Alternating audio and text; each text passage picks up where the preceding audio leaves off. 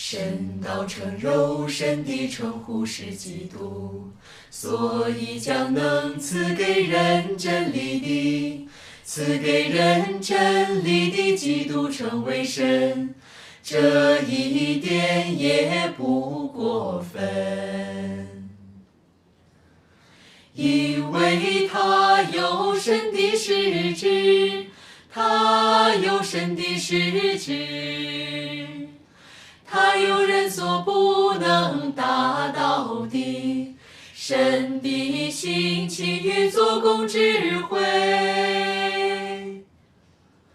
而那些不能做神的工作，却自称为基督的人，才是冒牌货。所谓的基督不仅仅就是神在地上的彰显，而是神在地上开展工作，完成他在人中间做工的特有的肉身。这个肉身不是任何人都能代替的，而是足可担当神在地上工作的肉身，是可以发表神性情的肉身，是足可代表神的肉身，是能供应人生命的肉身，是能供应人生命的肉身。Amen. Tạ ơn Đức Chúa Trời. Lời Đức Chúa Trời giải thích về nhập thể và cách phân biệt giữa đấng Christ thật và các Christ giả. Khi tin theo Chúa, tôi vẫn không hoàn toàn hiểu được lẽ thật và không biết cách nhận biết Christ giả. Tôi chỉ lắng nghe theo lời của các mục sư và trưởng lão. Tôi sợ mình sẽ lầm đường lạc lối, nên đề phòng Christ giả là ưu tiên hàng đầu trong đức tin của tôi. Ai ngờ tôi lại tự hại mình, không dám tìm sự xuất hiện và công tác của Đức Chúa Trời, nên xém bỏ lỡ sự cứu rỗi của Ngài vào thời kỳ sau rốt. Giờ tôi thấy lúc đó mình suýt mất cơ hội. Phải. Tôi muốn chia sẻ trải nghiệm với các anh chị em. Tuyệt vời. Hay lắm. Từ khi còn nhỏ, tôi đã chăm đến nhà thờ và đọc kinh thánh với mẹ. Và khi lớn hơn một chút, tôi đã gia nhập hội thanh niên. Khi đó, mục sư dẫn dắt chúng tôi là một tiến sĩ thần học. Và ông luôn miệng nói với chúng tôi, làm mục sư là việc rất khó. Chúng tôi cần được Đức Thánh Linh cảm thúc để tiếp tục tin theo. Chúng tôi thật sự ngưỡng mộ ông. Chúng tôi tưởng ông đã được Đức Thánh Linh cảm thúc, và ông đã làm Chúa vui lòng. Nhiều lần ông đã trích dẫn câu kinh thánh này cho chúng tôi nghe. Khi ấy, nếu có ai nói với các ngươi rằng kìa đấng Christ ở đây hay là đấng Christ ở đó, thì các ngươi đừng tin, vì nhiều Christ giả và tiên tri giả sẽ dấy lên, làm những dấu lớn và phép lạ. Nếu có thể, họ cũng đến dỗ dành chính những người được chọn. Ông luôn nói sẽ có Christ giả, những kẻ lừa gạt mọi người vào thời kỳ sau rốt. Vậy nên chúng tôi phải cẩn thận. Đặc biệt là đối với những người có kiến thức kinh thánh chưa vững và có dốc dạc nhỏ. Ông bảo chúng tôi đừng nghe, cũng không nên đọc hay xem các tài liệu được cung cấp bởi các giáo phái khác để tránh lầm đường lạc lối trong đức tin của mình. Các mục sư trưởng lão cũng đã không ít lần nói nhiều điều tiêu cực về tia chớp phương Đông và bảo chúng tôi tránh xa nó ra. Ông ấy nói chúng tôi chỉ cần đọc kinh thánh, chăm chỉ xưng tội, ăn năn với Chúa mỗi ngày, cũng như luôn tỉnh táo để có thể được cất vào vương quốc của Chúa khi Ngài đến. Lúc đó tôi hoàn toàn tin những lời ông ấy nói, và tôi không bao giờ dám đến các hội thánh khác. Tôi hoàn toàn làm theo mọi điều mục sư nói mà không có chút nghi ngờ. Tôi tưởng làm như vậy là mình đang kiên nhẫn chờ đợi sự giáng lâm của Chúa trong bình an vô sự. Rồi một ngày, anh Hồ trong hội thánh đến trường để tìm tôi. Anh nói hình như mẹ và chị tôi đã gia nhập tia chớp phương Đông. Thật sự khi nghe chuyện đó tôi đã rất sốc. Tôi nghĩ chẳng phải mục sư luôn hết lời căn dặn chúng ta là phải tránh xa tia chớp phương Đông hay sao? Tại sao mẹ tôi có thể gia nhập với họ chứ? Rồi sau đó anh Hồ đã kể cho tôi nghe những điều tiêu cực cũng như những tin đồn khủng khiếp về tia chớp phương Đông. Lúc nghe những điều đó tôi càng thấy sợ hơn và cảm thấy hoảng loạn. Lúc này anh Hồ đã nói với tôi rằng tốt nhất tôi hãy về nhà hỏi mẹ xem việc đó có đúng không, rồi ghi âm lại. Sau đó hãy gửi bản ghi âm cho anh ấy nghe thử xem sao. Tôi đồng ý vì tôi sợ mẹ mình bị lầm đường lạc lối. Tôi cũng rất sốt ruột. Quả thật, về đến nhà mẹ đã nói với tôi Đức Chúa Giêsu đã tái lâm thành Đức Chúa Trời toàn năng. Hiện giờ Ngài đang bày tỏ lẽ thật và thực hiện công tác phán xét khởi từ nhà Đức Chúa Trời để làm tinh sạch và thay đổi con người. Ngài sẽ hoàn toàn cứu rỗi chúng ta khỏi những tội lỗi. Bà muốn tôi ngay lập tức đọc lời Đức Chúa Trời toàn năng và tìm hiểu công tác của Ngài vào thời kỳ sau rốt. Lúc ấy, khi nghe mẹ tôi nói như vậy, tôi liền nghĩ đến những điều tồi tệ mà trước đây vị mục sư đã nói về tia chớp phương Đông. Lúc đó, tôi thật sự muốn phản đối. Nhưng vì còn đang phải ghi âm lời mẹ tôi nói, nên tôi đã kiềm chế bản thân để nghe bà nói hết. Hôm sau, mẹ lại hối thúc tôi tìm hiểu công tác của Đức Chúa Trời toàn năng.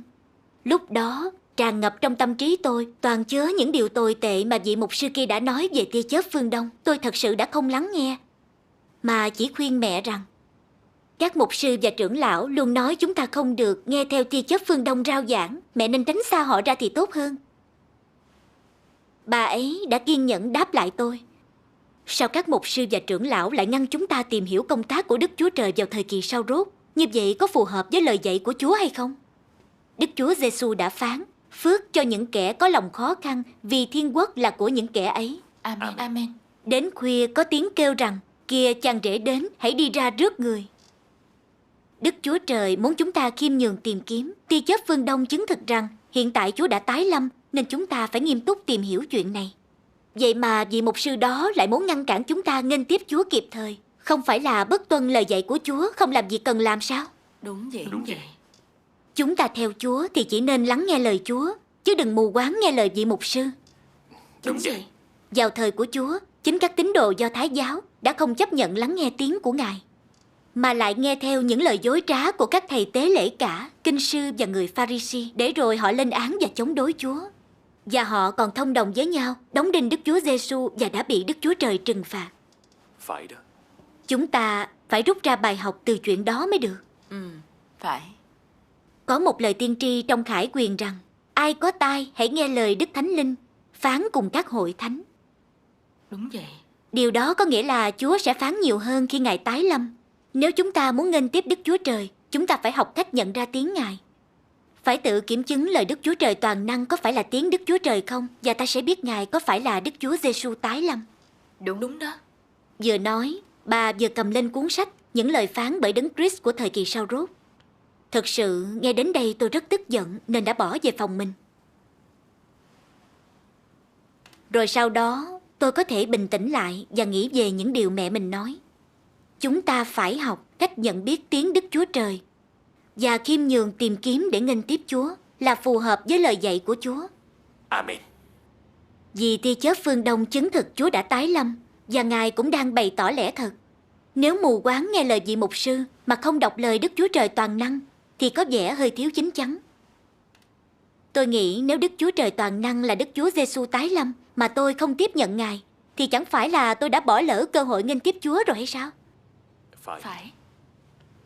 Nhưng sau đó, tôi nhớ vị mục sư đã nói đi nói lại rằng các Christ giả sẽ xuất hiện trong thời kỳ sau rốt. Vậy nếu giờ tôi lầm đường, chẳng phải đức tin của tôi vô nghĩa sao? Tôi càng suy nghĩ nhiều thì đầu óc càng rối tung lên. Tôi không biết phải nghe ai. Vậy nên tôi đã đến trước Chúa để cầu nguyện, để cầu xin Ngài khai sáng và dẫn dắt tôi. Rồi sau đó, mẹ tôi lại khuyên tôi lắng nghe những lời thông công của Hội Thánh Đức Chúa Trời toàn năng. Tôi đã lưỡng lự một lúc, nhưng cũng đồng ý. Phải. Mới đầu khi ngồi trong đó, tôi không tiếp thu được gì hết. Nhưng mà khi họ đề cập đến lẽ thật về những lẽ nhiệm màu trong kế hoạch quản lý cho việc cứu rỗi và 3 giai đoạn công tác của Đức Chúa Trời, tôi nhanh chóng bị cuốn hút vào những lời thông công. Mọi điều đều có vẻ rất mới mẻ. Từ trước đó, tôi đã tham gia vào nhiều nhóm nghiên cứu Kinh Thánh, nhưng chưa từng được nghe điều gì như vậy. Và rồi sau buổi họp đó, trong lòng tôi đã thay đổi. Tôi quyết định tìm hiểu công tác của Đức Chúa Trời thời kỳ sau rốt và cũng xóa bỏ luôn đoạn ghi âm lời của mẹ tôi. Amen. Trong buổi họp thứ 2 tôi tham gia, anh Trương đã nói với chúng tôi về những trinh nữ khôn ngoan và khờ dại. Anh nói, Những trinh nữ khôn ngoan là người có trí tuệ vì họ luôn mong mỏi sự xuất hiện của Đức Chúa Trời và có thể nghe được tiếng Ngài. Đúng vậy. Do đó, ngay khi họ vừa nghe được tin Chúa đã đến, họ chủ động tìm kiếm và tìm hiểu. Họ không bị người khác kìm hãm và họ không bám vào các quan niệm của riêng mình. Một khi xác nhận đó là tiếng Đức Chúa Trời, họ nghênh tiếp và đi theo Ngài mà không quay đầu lại. Những người như thế sẽ không bị các Christ giả dẫn đi sai đường. Các trinh nữ khờ dại không có khả năng nhận biết và họ cũng không yêu lẽ thật. Họ không cố gắng lắng nghe tiếng Chúa để có thể kịp thời nghênh tiếp Ngài, mà ngược lại sùng bái địa vị và quyền lực, lắng nghe các mục sư và trưởng lão như những người khác. Do đó, dù Chúa có gõ cửa thế nào, họ cũng bịt tai và đóng kín cửa. Họ là những kẻ ngu dốt. Một số người thực sự đã nhận ra được tiếng của Đức Chúa Trời, nhưng lại không dám đi theo Ngài, sợ người khác sẽ chối từ họ và các hội thánh sẽ loại bỏ mình. Nhưng khi họ không hề tìm kiếm lẽ thật, thì làm sao có thể nghênh tiếp Chúa khi Ngài tái lâm được? Đúng rất chính xác. Phải. Những lời của anh Trương đã khiến tôi như được bừng tỉnh. Tôi thấy mình đã lắng nghe các mục sư và trưởng lão trong suốt một khoảng thời gian rất dài mà không dám tìm hiểu công tác Đức Chúa Trời toàn năng thời kỳ sau rốt. Nếu Đức Chúa Trời toàn năng thật sự là Đức Chúa Giêsu tái lâm mà tôi không tiếp nhận Ngài, chẳng phải tôi đã bị phơi bày là một trinh nữ khờ dại sao? Đúng vậy. Chính xác. Đức Chúa Giêsu cũng đã phán rằng: các ngươi hãy xin thì sẽ được, hãy tìm thì sẽ gặp, hãy gõ cửa nhất định cửa sẽ mở cho. Amen. Amen. Tôi đã hy vọng được nghênh tiếp Chúa, bởi vì tia chớp phương Đông chứng thực Ngài đã tái lâm. Nên tôi phải là một trinh nữ khôn ngoan, biết tìm kiếm và tìm hiểu, như vậy mới đúng ý Đức Chúa Trời. Đúng vậy. Đúng chính xác. Do đó, tôi đã chia sẻ với họ tất cả những khúc mắc của mình. Đức Chúa Giêsu phán: khi ấy, nếu có ai nói với các ngươi rằng kìa Đấng Christ ở đây hay là Đấng Christ ở đó, thì các ngươi đừng tin. Vì nhiều Christ giả và tiên tri giả sẽ dấy lên, làm những dấu lớn và phép lạ. Nếu có thể được thì họ cũng đến dỗ dành chính những người được chọn. Các mục sư và trưởng lão đã dùng những câu kinh thánh này để cảnh báo chúng ta về các Christ giả trong thời kỳ sau rốt, nói rằng mọi tin tức về Chúa tái lâm đều là giả. Chúng tôi không dám tìm hiểu về sự giáng lâm của Chúa vì rất sợ mình sẽ bị lầm lạc, làm không đúng theo lời Chúa. Nhưng rốt cuộc, có vẻ như đó không phải là cách thực hành đúng đắn cho chúng ta. Đúng. Vậy rốt cuộc, chúng ta nên hiểu lời Chúa như thế nào mới thực sự là đúng đắn, và phải làm sao để có thể tránh bị các Christ giả lừa gạt mà nghênh tiếp Chúa kịp thời. Phải. Anh Trương đã thông công thế này. Những người đọc Kinh Thánh đều biết rằng sẽ có những Christ và tiên tri giả xuất hiện với mục đích mê hoặc mọi người khi Chúa tái lâm. Đặc biệt là bởi vì các mục sư trưởng lão luôn dùng Kinh Thánh để khiến mọi người cảnh giác các Christ cũng như tất cả những tiên tri giả. Nên hầu hết mọi người đều cảm thấy đây chính là một điều cực kỳ quan trọng trong đức tin của họ. Họ nghĩ mọi tin tức về sự giáng lâm của Chúa đều là giả. Nhưng điều đó có phù hợp với ý nghĩa thực sự của những lời Đức Chúa Giêsu đã nói không? Đức Chúa Giêsu phán: khi ấy, nếu có ai nói với các ngươi rằng kìa Đấng Christ ở đây hay là Đấng Christ ở đó, thì đừng tin. Vì nhiều Christ giả và tiên tri giả sẽ dấy lên, làm những dấu lớn và phép lạ. Nếu có thể được, thì họ cũng đến dỗ dành chính những người được chọn. Điều này cho ta thấy rằng Đức Chúa Giêsu chỉ nói các Christ và tiên tri giả sẽ xuất hiện trong thời kỳ sau rốt. Họ sẽ ra dấu chỉ và phép lạ, những thứ ghê gớm để nhằm mục đích lừa gạt mọi người, khiến họ lạc lối. Nên chúng ta phải thật sáng suốt để phân biệt thật giả. Ngài chưa từng nói rằng mọi tin tức về việc Chúa tái lâm đều là giả. Đúng Đúng vậy. vậy. Chúng ta không thể quên được việc Đức Chúa Giêsu cũng từng nói Ngài sẽ trở lại. Nên nếu nói mọi tin tức về Chúa tái lâm đều là giả hết, thì chẳng khác nào vị giáo sĩ đó đang chối bỏ sự tái lâm của Ngài, phủ nhận trắng trợn lời Chúa, lên án sự xuất hiện và công tác của Đức Chúa Trời sao? Đúng vậy. Chính Phải xác. đó. Chính xác đó. Chẳng phải họ đang dẫn mọi người đi lầm đường và công khai đối nghịch Chúa sao? Nếu chúng ta đem những lời phán này ra ngoài bối cảnh đúng và hiểu sai ý nghĩa của lời Chúa, phân định những tin tức đó tất cả là sai, thì chẳng phải chúng ta đang lên án sự xuất hiện và công tác của Đức Chúa Trời sao? Vậy thì sao chúng ta có thể nghênh tiếp Chúa tái lâm được? Đúng vậy. Nghe anh ấy thông công như vậy, tôi như được khai sáng. Phải. Những câu kinh thánh đó đã nói các Christ giả sẽ làm các dấu chỉ và phép lạ ghê gớm trong thời kỳ sau rốt để lừa gạt mọi người. Các mục sư và trưởng lão là những người biết rõ kinh thánh, vậy sao họ lại không biết cách phân định các Christ giả được chứ? Phải. Phải. Sau đó, anh Trương đã đọc một vài đoạn lời của Đức Chúa Trời toàn năng. Được. Nếu như trong thời nay nổi lên một người có thể tỏ ra các dấu lạ và kỳ công trừ quỷ, chữa lành kẻ đau và làm nhiều phép lạ, và nếu kẻ này tuyên bố rằng họ là Giêsu đã đến, thì đây sẽ là sự giả mạo tạo ra bởi những tà linh bắt chước Giêsu. Hãy nhớ điều này, Đức Chúa Trời không lặp lại cùng một công tác. Giai đoạn công tác của Giêsu đã được hoàn tất rồi, và Đức Chúa Trời sẽ không bao giờ thực hiện lại công tác đó nữa.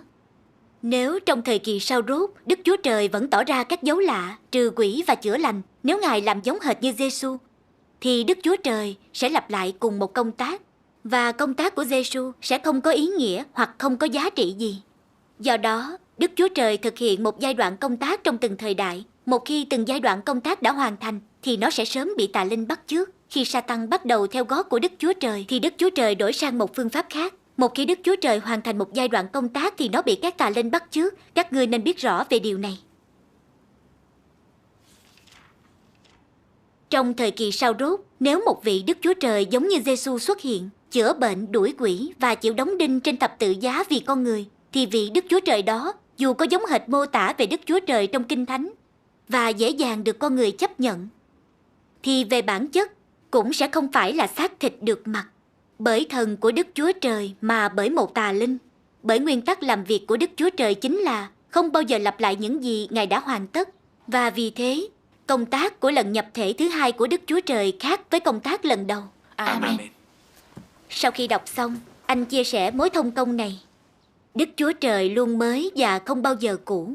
Ngài không lặp lại công tác của mình. Mỗi khi bắt đầu một giai đoạn công tác mới, Ngài sẽ phán những lời mới và dẫn dắt con người theo đường thực hành mới.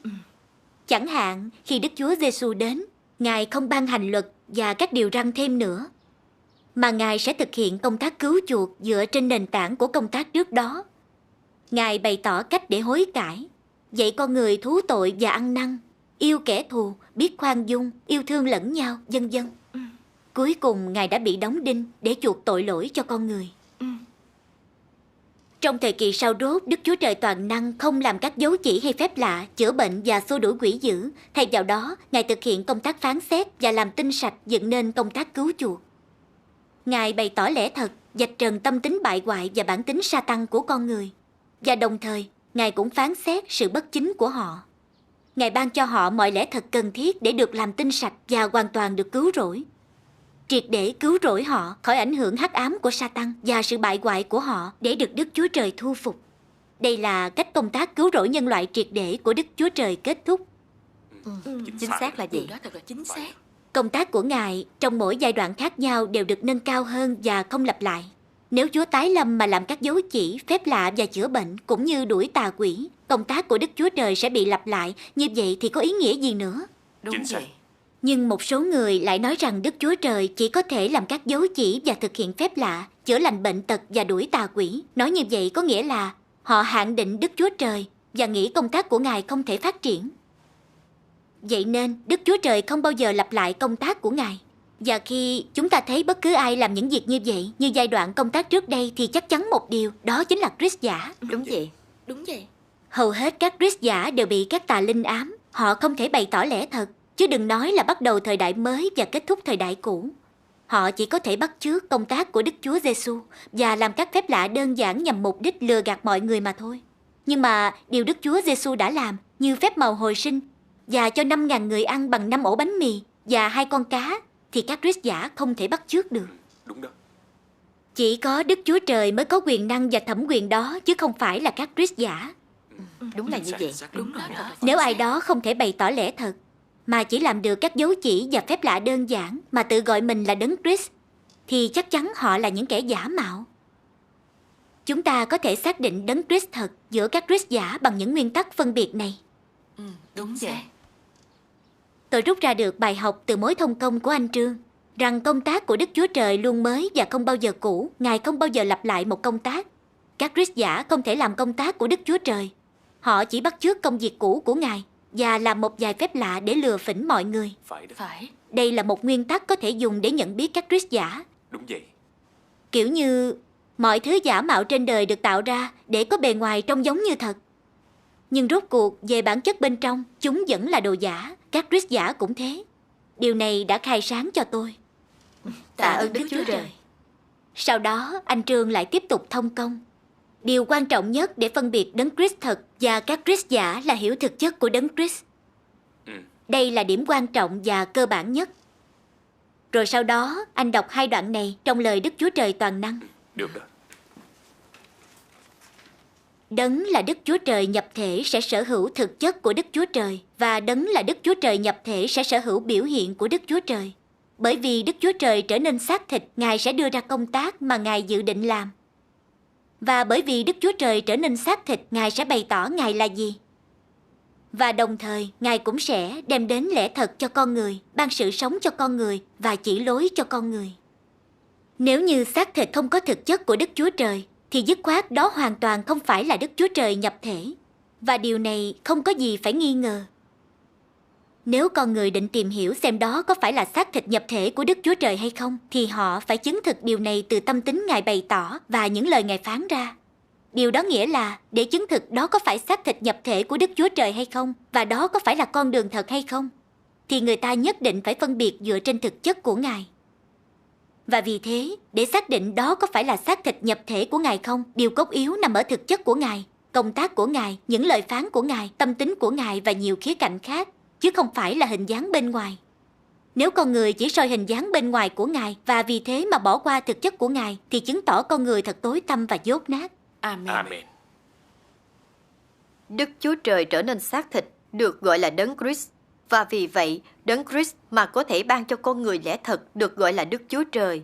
Điều này chẳng có gì thái quá, bởi Ngài sở hữu thực chất của Đức Chúa Trời, tâm tính của Đức Chúa Trời và sự khôn ngoan trong công tác của Ngài mà con người không thể đạt được.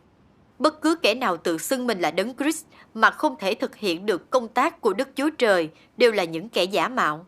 Đấng Christ không đơn giản chỉ là hiện thân của Đức Chúa Trời ở nơi trần thế, mà đấng Christ còn là xác thịt cụ thể mà Đức Chúa Trời mang khi Ngài thực hiện và hoàn tất công tác của Ngài giữa con người. Xác thịt này không thể thay thế được bởi bất kỳ con người nào, mà là một xác thịt có khả năng gánh vác trọn công tác của Đức Chúa Trời trên đất, thể hiện được tâm tính của Đức Chúa Trời và có thể đại diện được cho Đức Chúa Trời, cũng như cung cấp được sự sống cho con người. Sớm muộn gì những kẻ mạo nhận đấng Christ hết thảy cũng sẽ gục ngã. Bởi cho dù họ có tự xưng là đấng Christ, nhưng họ không sở hữu chút gì thực chất của đấng Christ. Bởi thế mà ta nói tính xác thực của đấng Christ không thể được định nghĩa bởi con người, mà tính xác thực của Ngài chỉ có thể được trả lời và quyết định bởi bản thân Đức Chúa Trời. Amen. Amen. Sau khi đọc xong lời Ngài, anh lại tiếp tục thông công. Đấng Christ là Đức Chúa Trời trong xác thịt. Ngài là thần của Đức Chúa Trời khoác lấy xác thịt của một người bình thường. Có nhân tính bình thường và cũng có đầy đủ thần tính. Bởi vì bề ngoài của đấng Christ nhìn thì rất đổi bình thường, nhưng bản chất của Ngài là thần. Cho nên, Ngài có thể bày tỏ lẽ thật và tâm tính công chính của Đức Chúa Trời, bắt đầu một thời đại mới và kết thúc thời đại cũ. Ngài có thể cứu chuộc và cũng có thể cứu rỗi nhân loại. Ngài còn có thể bày tỏ lẽ thật để duy trì và chăn dắt loài người mọi lúc. Không có bất kỳ một ai có khả năng thay thế được vị trí của Ngài. Đúng vậy. Amen. Còn nữa, Đức Chúa Giêsu là đấng Christ, Đức Chúa Trời nhập thể. Nếu chỉ nhìn ở bề ngoài thì Đức Chúa Giêsu giống một người bình thường. Nhưng Ngài đã bắt đầu thời đại ân điển và kết thúc thời đại luật pháp, cũng như chỉ con người phương cách để ăn năn. Ngài có thẩm quyền để tha thứ tội lỗi, và việc Ngài bị đóng đinh đã chuộc tội cho mọi người. Thời gian đó, Ngài đã làm nhiều dấu chỉ và phép lạ, như dẹp yên bão tố, cứu đói bằng 5 ổ bánh mì và 2 con cá, cũng như hồi sinh người chết, vân vân. Ngài đã thể hiện quyền năng và thẩm quyền. Phải đó. Đức Chúa Giêsu cũng rao giảng khắp mọi miền và bày tỏ lẽ thật để duy trì và chăn dắt loài người dựa trên nhu cầu của họ vào thời điểm đó. Tất cả những công tác và lời của Đức Chúa Giêsu đã cho chúng ta thấy Ngài là đường đi, lẽ thật và là sự sống. Và công tác cũng như lời của Đức Chúa Giêsu cũng đã chứng tỏ Đức Chúa Giêsu là Đức Chúa Trời nhập thể và là đấng cứu chuộc nhân loại. Đúng vậy. Phải đó. Đức Chúa Trời toàn năng đến trong thời kỳ sau rốt, bắt đầu thời đại vương quốc và kết thúc thời đại ân điển. làm công tác phán xét và khiến con người tinh sạch trong thời kỳ sau rốt. Ngài bày tỏ tâm tính công chính, vốn không bao giờ dung thứ cho sự xúc phạm. Lời Ngài không chỉ tiết lộ những lẽ nhiệm màu trong kế hoạch quản lý 6.000 năm của mình, mà còn vạch trần và phán xét căn nguyên con người phạm tội và chống đối Đức Chúa Trời, cả tâm tính bại hoại của họ. Và Ngài cũng phán rõ mọi lẽ thật con người cần để họ có thể được làm tinh sạch và họ có thể được cứu rỗi triệt để. Điều này bao gồm cách mà Đức Chúa Trời phán xét loài người và cách mà Ngài làm tinh sạch con người. Họ nên tuân phục và tin vào Ngài như thế nào? Ai sẽ làm Ngài hài lòng hay bị Ngài khinh ghét và loại bỏ? Con người nên mưu cầu gì để được làm tinh sạch và hoàn thiện? Kết cục và đích đến của nhân loại, vân vân. Qua sự phán xét và hình phạt trong lời Đức Chúa Trời, chúng ta thấy được lẽ thật về sự bại hoại do Satan gây ra, biết được tâm tính không thể xúc phạm, thánh khiết và công chính của Đức Chúa Trời.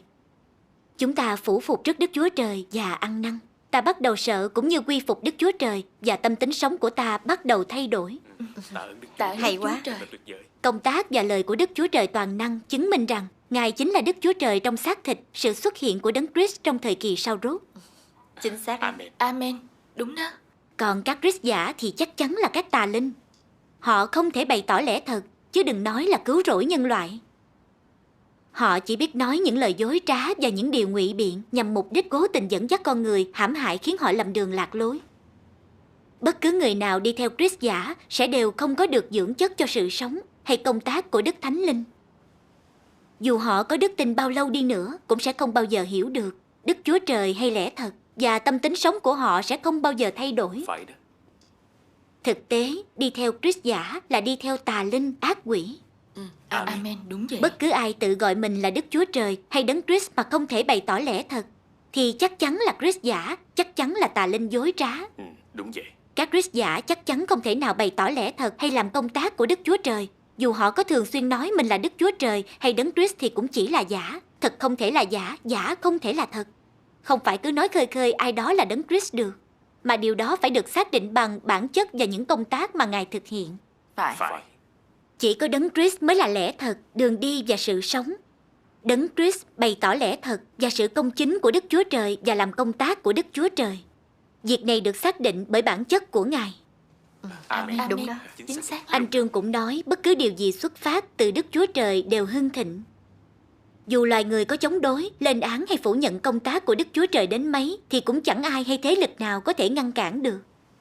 Bởi vì bản chất của Đấng Christ chắc chắn là không một ai có thể chối bỏ. Ngài là Đấng Christ và sẽ mãi mãi là Đấng Christ. Amen. Amen.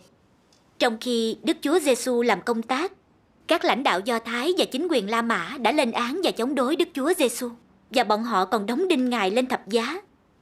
Ngài đã bị thế hệ đó chối bỏ. Nhưng giờ đây, sau 2.000 năm trôi qua, phúc âm của Ngài đã lan truyền đến mọi ngóc ngách, phổ biến khắp nơi trên thế giới, và cả thế giới tôn giáo đều biết Ngài là Giêsu, là Đấng Christ. Amen. Bây giờ, trong thời kỳ sau rốt, Đức Chúa Trời toàn năng đã bị Đảng Cộng sản Trung Quốc và giới tôn giáo chống đối và lên án. Nhưng tất nhiên là con đường thật và lẽ thật sẽ luôn đứng vững, không ai có thể phủ nhận. Đúng vậy. Amen. Lời Đức Chúa Trời toàn năng hiện giờ cũng đã phổ biến trên mạng được một thời gian. Và những lời đó đang làm chứng với cả thế giới. Ngày càng có nhiều người nhận ra tiếng của Đức Chúa Trời trong lời của Đức Chúa Trời toàn năng, thấy rằng Ngài là Đức Chúa Giêsu tái lâm và hướng về phía Ngài. Tạ ơn Đức Chúa Trời. Các Christ giả thiếu lẽ thật, không thể chinh phục loài người. Lời nói và việc làm của họ không thể quang minh chính đại, và họ không bao giờ dám tung lên mạng để mọi người tìm kiếm và tìm hiểu. Vì các Christ giả là hắc ám và quỷ quyệt, không thể chịu được sự sáng. Họ chỉ làm được một số dấu chỉ và phép lạ đơn giản và tuôn ra những lời dối trá mà thôi. Lừa gạt những người khờ dại và những người vô tri từ trong bóng tối. Phải. Không có gì từ một Christ giả hay một tà linh có thể tồn tại lâu được. Chắc chắn rằng chúng sẽ sớm tiêu tan và biến mất mãi mãi khỏi trần thế. Chính xác. Amen. Mỗi thông công đó cho tôi thấy lẽ thật về cách phân biệt các Christ giả và Đấng Christ thật. Tôi đã rất phấn khích. Amen. Tôi hiểu rằng chỉ có Đấng Christ là lẽ thật, đường đi và sự sống. Chỉ có Ngài mới có thể bày tỏ lẽ thật và làm công tác của riêng Đức Chúa Trời. Phải. Bất cứ ai tự xưng là Đấng Christ mà hoàn toàn không có khả năng bày tỏ lẽ thật hay cứu rỗi nhân loại thì đều là Christ giả. Chính xác. Biết được điều này thật sự là một điều tuyệt vời. Amen. Amen. Tôi từng mù quáng, tôn thờ vị mục sư kia và luôn tin vào những gì ông nói, sợ bị Đấng Christ giả lừa gạt, nên tôi không dám tìm kiếm công tác của Đức Chúa Trời toàn năng trong thời kỳ sau rốt.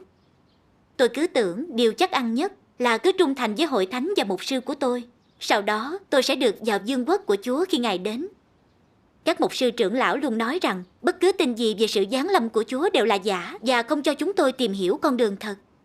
Giờ thì tôi nhận ra họ chỉ là những kẻ lừa gạt, những người mù dẫn đường. Đúng vậy. Đúng. Đúng vậy. Khi đó tôi cũng đã quá ngốc nghếch. Tôi không cố lắng nghe tiếng Chúa thật sự, mà lại tin các mục sư trưởng lão một cách mù quáng. Chính tôi tự hại mình, tự đóng chặt cửa, và chỉ xém chút nữa thôi, tôi mất cơ hội nghênh tiếp Chúa. Chút nữa thì hỏng bét hết. Đúng rồi. Phải. Rồi sau đó, tôi đã đọc thêm nhiều lời của Đức Chúa Trời toàn năng, biết thêm nhiều về lẽ nhiệm màu của sự nhập thể và kể cả sự khác biệt giữa công tác của Đức Chúa Trời và của con người và câu chuyện ẩn trong Kinh Thánh. Điều này thật sự khai sáng tôi. Tôi chắc chắn rằng Đức Chúa Trời toàn năng chính là Đức Chúa Giêsu tái lâm và tiếp nhận công tác Đức Chúa Trời toàn năng trong thời kỳ sau rốt. Tạ ơn Đức Chúa Trời. Tạ ơn Đức Chúa Trời. Điều đó thật là tuyệt Phải vời đó. đó.